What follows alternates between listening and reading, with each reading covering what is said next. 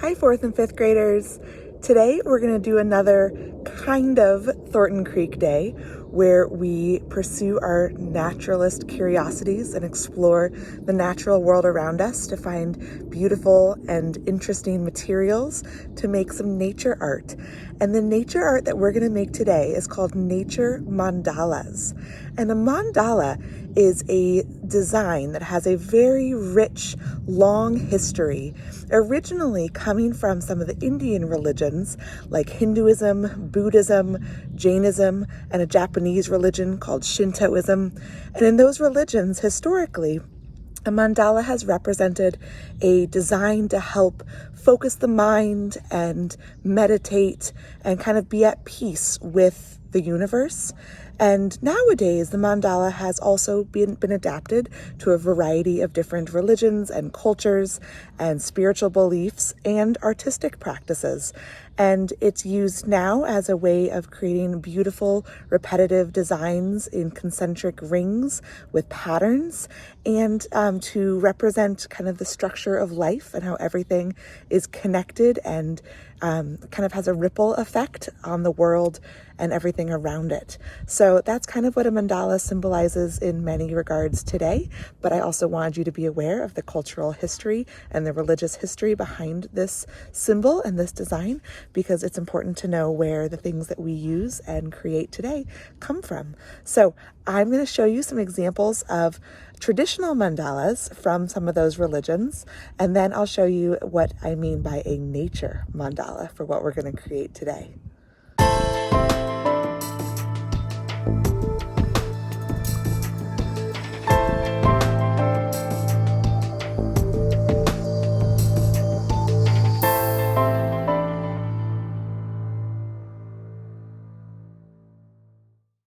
As you can see, traditional mandalas are usually made with paint or colored pencils or colored thread or colored sand even.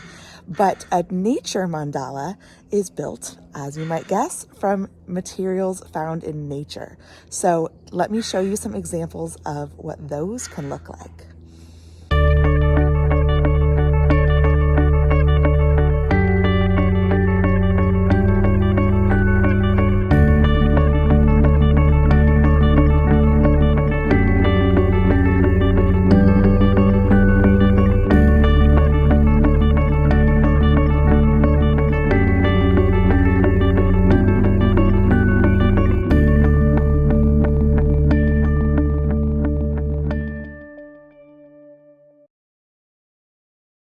The reason that we're doing nature mandalas in science class as a Thornton Creek type activity is because it lets you be curious and explore the natural world around you to find lots of different colors and textures and be inspired by the natural world to create something beautiful. So it is using a part of your scientist mind and your artistic mind. And to be a good scientist, you also have to think creatively. So it stretches your brain in those important ways too.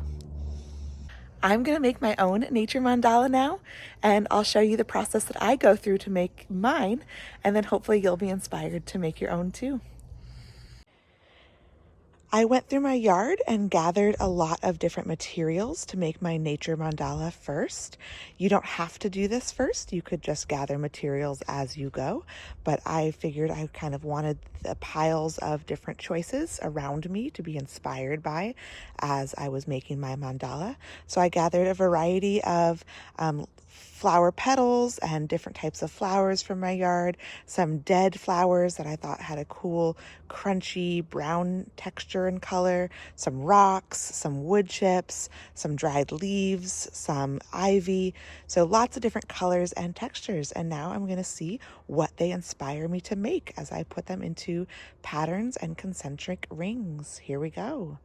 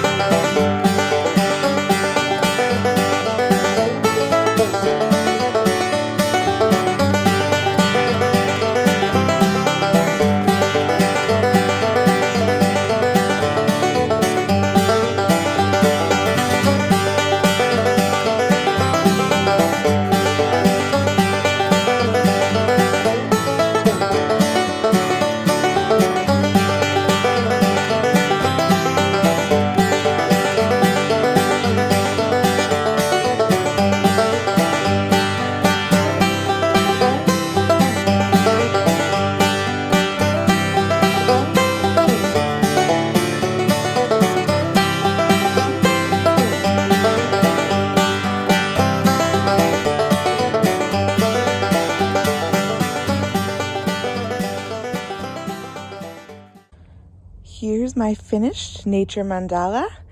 And as you probably saw in my process, I did not go in order.